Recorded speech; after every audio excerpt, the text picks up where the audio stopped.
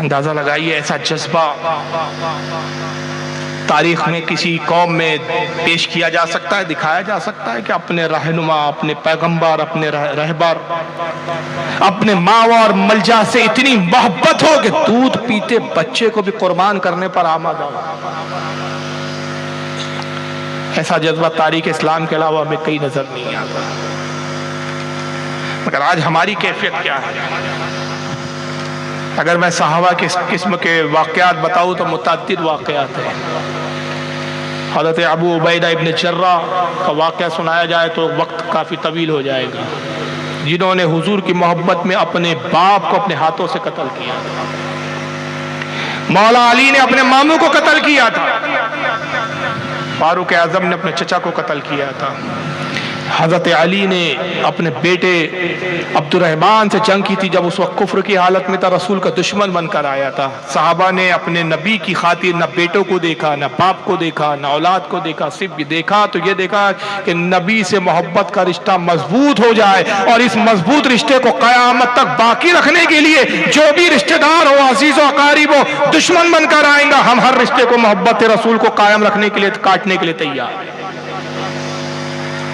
لیکن آج ہماری حالت یہ ہے کہ ہم نبی پر جان کیا دیں گے، ہم تو نبی کی بات نہیں ماننے کے تیار ہیں۔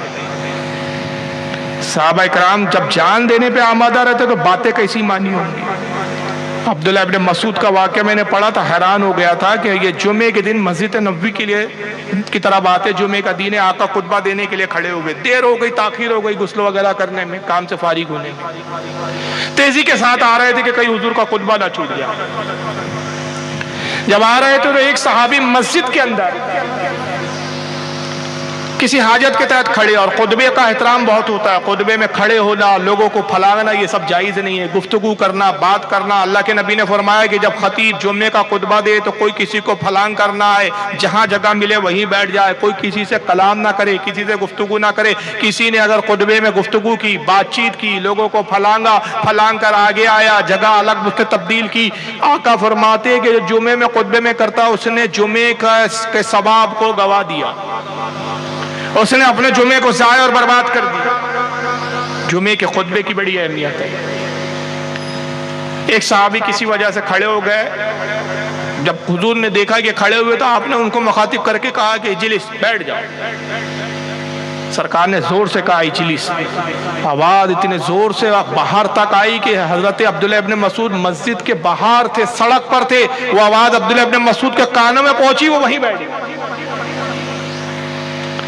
جب خطبہ ختم ہوا تو تب اٹھ کے آئے، سرکار نے خطبہ دیتے ہوئے ان کو دیکھ لیا، سڑک نظر آتی تھی ممبر سے۔ آقا نے کہا کہ عبداللہ میں نے تم سے تو نہیں کہا تھا، تم کیوں بیٹھ گئے؟ کہا یا رسول اللہ آپ کا حکم تھا، میں نے یہ نہ دیکھا کہ حکم کسے، آپ کی آواز کانوں تک پہنچی، اور اللہ کے نبی ہم آپ کے غلام ہیں، ہمارا کام تو ہوا ہے کہ سمینا و اطعنا، ہم نے سنا اور اطاعت کی، ہمیں اس سے زیادہ غرض نہیں کہ آپ کے مخاطب کون۔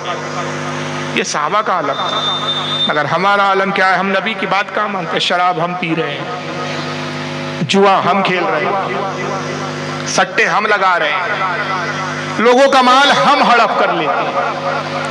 ہمارے نبی نے بتایا کہ کسی کا مال مت دباؤ، مگر سب سے زیادہ آج خیانت کرنے والی اگر کوئی قوم ہے تو مسلمانوں کی۔ عجیب ذہن بنا رکھا ہے، جس کا لیتے ہیں اس کا دینے کو ہی نہیں تیار۔ کسی نے کہا کہ جب مانگنے آتا ہے تو فقیروں کی طرح مانگتا ہے، بھکاریوں کی طرح مانگتا ہے، گڑگڑا کے مانگتا ہے، جس تاریخ کو بولو اس تاریخ کو آ کر مانگتا ہے۔ جب ایک بار لیتا ہے تو پھر ایسا دبا کے بیٹھتا ہے کہ جس کا مال لیا تھا وہ بیچارہ تاریخیں مانگتا ہے، اور یہ جج بن کے اس کو تاریخیں دیتا رہتا ہے۔ اعلیٰ حضرت فاضل بریلوی نے فتح رضویہ شریف میں ایک حدیث لکھی ہے کہ اگر کسی نے کسی مومن کے 3 پیسے دبائے، کتنے پیسے؟ 3 پیسے، اب تو 3 پیسے چلتے بھی نہیں ہیں، قیامت کے دن جس کا مال دبایا تھا، جس کے 3 پیسے غصب کیے تھے، اس کی 70 مقبول نمازیں اس کے نام اعمال سے لے کر اسے دے دی جائیں گی جس کے 3 پیسے دبائے تھے۔ کون سی نماز لی جائیں گی؟ مقبول، جو قبول ہوئی۔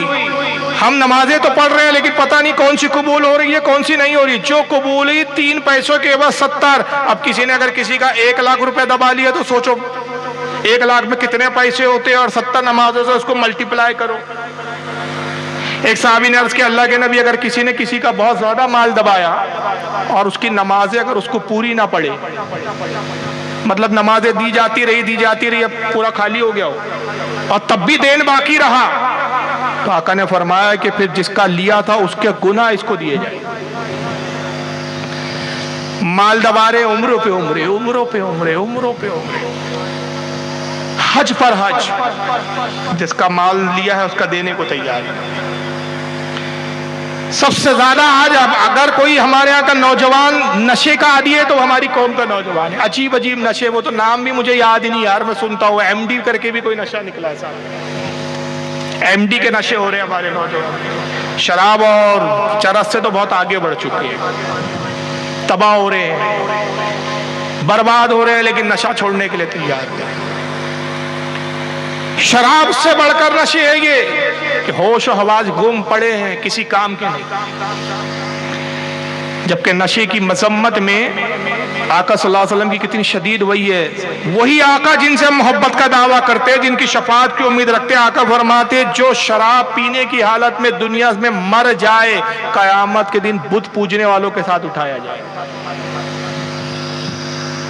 आका फरमाते हैं कि जिसने शराब का एक घूंट पिया, 40 दिन तक उसकी कोई इबादत कबूल नहीं की जाती, और अगर उस दरमियान में वो मर जाए, 40 दिनों के दरमियान में, न एक घूंट शराब पीने के एवज में कयामत के दिन मुशरिकों के साथ उसका हशर किया जाए।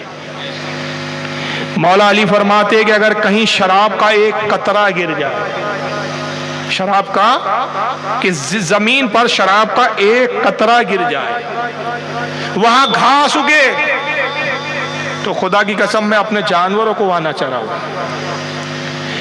किसी जगह शराब का एक कतरा गिर जाए, फिर वहां एक मीनार तामीर की जाए, और मुझसे कोई कहे कि ए अली, सारी दुनिया की बादशाह हम तुझे देने के लिए तैयार है, इस मीनारे पे खड़े होकर अल्लाह का नाम पुकारो, खुदा की कसम मैं दुनिया की बादशाह को ठुकरा दूं, लेकिन उस जगह अल्लाह का नाम पुकारना गवारा नहीं।